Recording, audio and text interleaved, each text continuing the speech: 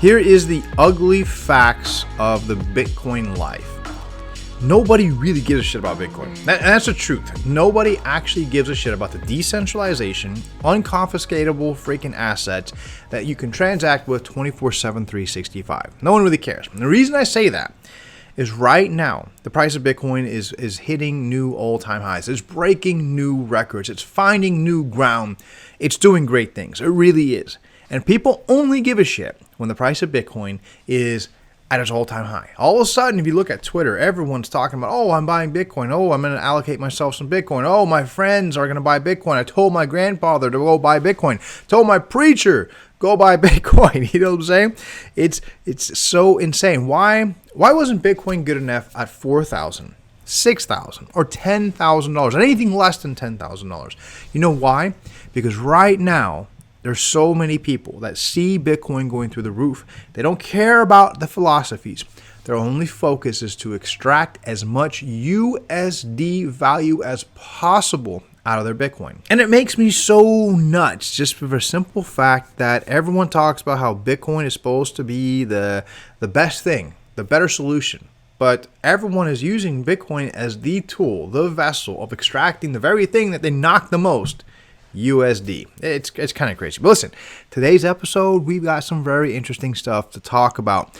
Did you know that right now, governments around the world are actually loosening their grip on blockchain innovation? They're loosening the regulation on blockchain innovation because they're starting to figure out the fact that by tightening it up, they're losing money. It's hurting their economy because then those innovators, right, go elsewhere. And when they go elsewhere, that money pours in over there.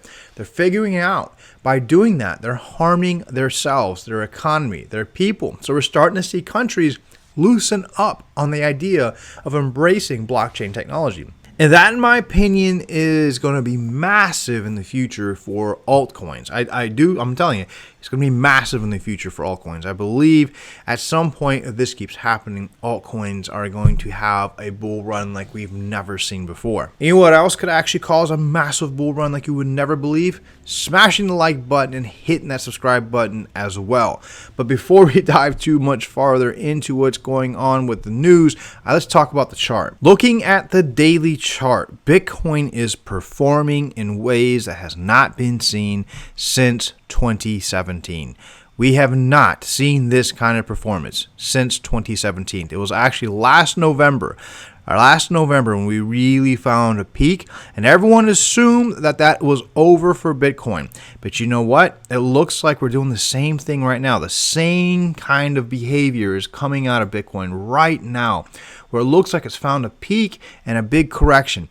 If history repeats itself, guys, this could be a monster. This could absolutely be a monster of a bull market. I do believe new all-time highs will be achieved out of this. I do believe that we're going to see a $20,000 Bitcoin out of this. The only thing that makes me worried, like when I open up this video, is the fact that so much buying pressure is coming from hopium, FOMO, people all of a sudden saying, oh my God, Bitcoin is good enough to buy. I'm going to go buy it while it's high. Those kind of investors bother me because the moment that we start to see a correction, any kind of exaggerated correction, which always happens with Bitcoin, those are always the first ones to sell. Your crypto OGs and ones who are acclimated to the volatility, they don't sell. All right, it's always the new fresh meat that says, I want to get rich. I want to make as much money as possible. They are the weakest of all the hands in the space. So it's very, I don't know. I think we're in for some very interesting times. But I do believe we're in for a correction. And I do believe, though, at the point that this correction's over, that the price of Bitcoin will find freaking $20,000. And I mean, the FOMO isn't just on the level, okay? It's not just on the level of the retail investor. Evidently, and of course, it's hard to prove these things. Mexico's second richest man invests 10% of his liquid portfolio in Bitcoin. Now, I find that very interesting. I do. I find that very, very interesting. Can we prove it? Has he shown anything to substantiate the claim? Has not. These things, though, kind of concern me whenever I see people coming out there and saying, oh, I'm going to invest a crazy amount of money in Bitcoin. It's as if they already have some Bitcoin and trying to encourage the market to buy just a little bit more. You know what I mean? Like this is actually a seller, not a buyer kind of thing. I don't know. That's just my thoughts. It could be completely wrong, but this has been unsubstantiated. But if it's true, wow. I mean, he probably bought the Bitcoin OTC, so it didn't really reflect in the market. So I mean, advertising it is still kind of I don't know. It's kind of a crazy deal, you know what I mean? But let's talk about some countries revising some of the regulation. Thai SEC revises net capital rules in bid to open liquidity, support digital asset businesses. And this is a report coming out on that. I find this sexy. I don't find it sexy when we see things like Grayscale and big institutions buying up all the damn Bitcoin. I know many of you guys might say, oh, it's good because that means they're buying it up. Its prices can go up. That's great. But what happens when they sell? They're in the business to make money. They don't care about the philosophies. They don't care about any of the decentralized natures of this. It's all about making money. So at some point, they're going to make some money off of this. You know what I mean? And another thing that people don't think about is, when is the last time a bank has ever done anything to try to make you a shit ton of money? Tell me the last time a bank has gone out of their way to try to make you rich. Okay? I can guarantee you the best you can give me is a 401k, an IRA, or something like that. All of which take pretty much a goddamn lifetime before they do anything to put real money in your pocket. Okay, a lifetime. Freaking lifetime. So think about that for a second. So, I mean, those kind of things aren't exciting. But this right here, regulations rolling back so innovators can start making stuff, that to me is sexy. That to me says, hey, you, the little guy, now you have more opportunities to hunt down these guys who are making new projects and try to get in on the ground level. Try to get in on that seed round. Try to get in on that private sale, okay? That is where the money is made. Now you're going to have more of these opportunities. This kind of stuff is good. As we see more countries roll back their regulations, you as an investor, you as a crypto enthusiast, you that cares about the philosophies about crypto, will have the real opportunities to, let me put it this way. If you're just in it to extract as much money as you can, if you're here to become wealthy, okay, it's really hard to do that through Bitcoin. You have to buy a substantial amount of Bitcoin to really, really get wealthy.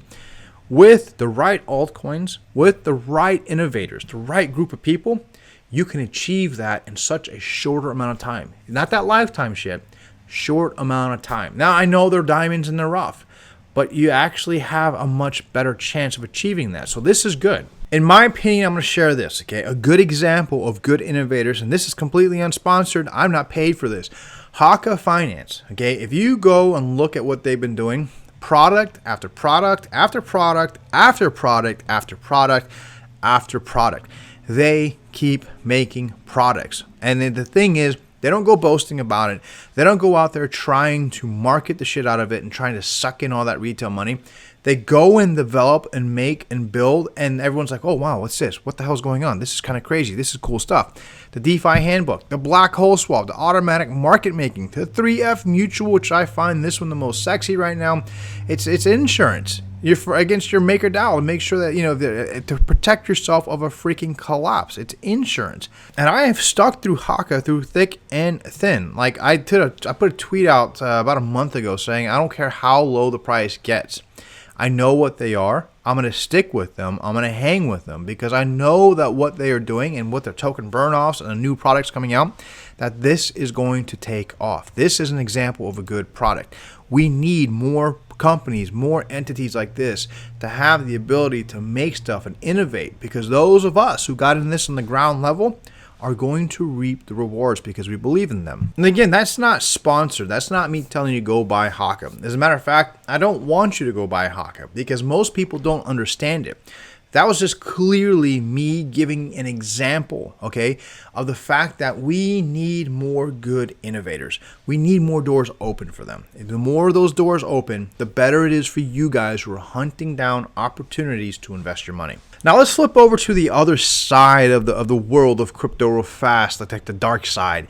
Binance. Did you guys see what Binance did? They filed a lawsuit against Forbes and two of its journalists. These are the guys who dropped that story about the Tai Chi documents, reveals Binance's elaborate scheme to evade Bitcoin regulators. And I actually covered that. I did cover that article. And when you read through it, when you read that Tai Chi document, it